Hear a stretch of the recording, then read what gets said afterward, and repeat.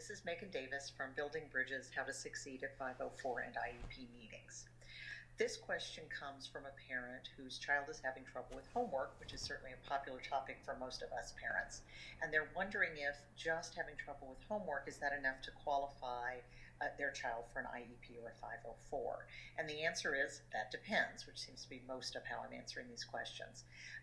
What have you already tried in order to help your child with work? If you can do some preparatory stuff at home first, it's going to put you in a better position with the school. So the very first thing is to play detective. Is this only happening in one subject or in multiple subjects? Does it happen occasionally, like when it's close to a break, or does it happen pretty frequently throughout the school year? Are there any adjustable factors at home that could assist your child, such as getting to bed earlier so they're more rested, clear through to the end of the day?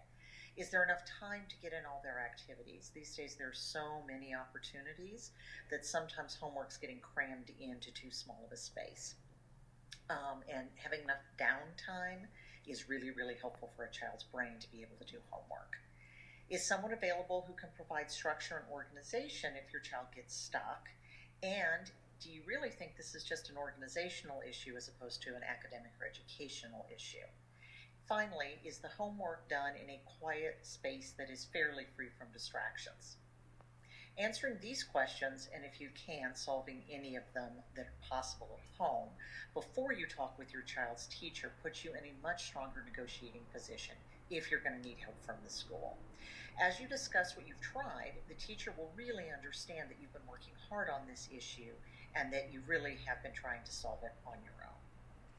When you talk with your teacher, and I really do mean using the word talk, email's wonderful for a lot of things, but collaborating with the teacher I don't think is one of them.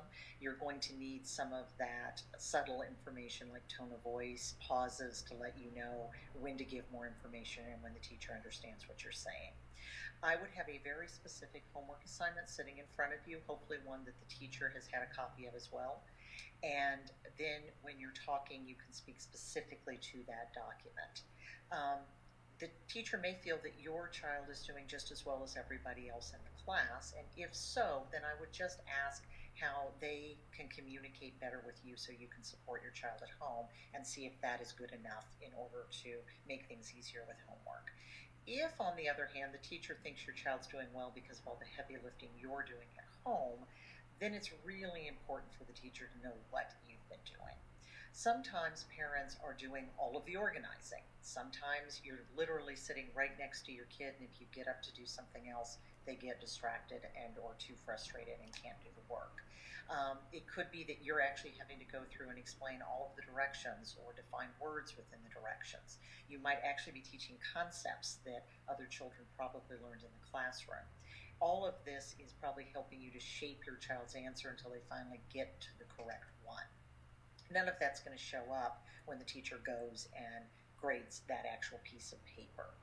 If you believe that's what's happening, then I would tell the teacher that on the next homework assignment, you're not going to be doing any assisting, and then do a follow-up phone call where you guys compare and contrast those two pieces of homework.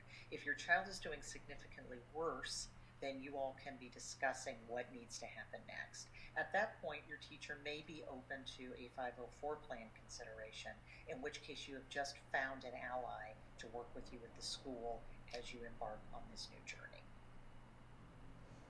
Since you now have an ally at the school who can view your child through the same lens that you are, once you're at the meeting, they'll be able to decide whether informal adjustments are going to be enough, which is actually unofficial accommodations or just really good teaching. And when classrooms are smaller, it's easier for teachers to be able to do that. The larger the classroom, sometimes the tougher that is.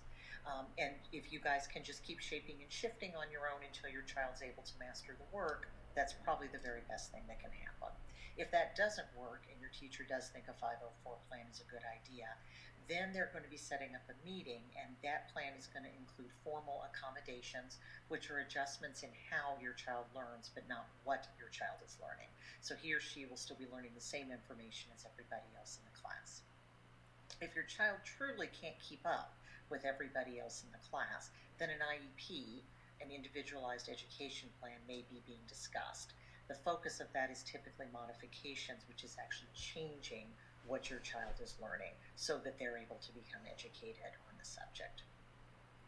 If the school puts in the appropriate supports, you and your child should have a sense that schoolwork is making sense.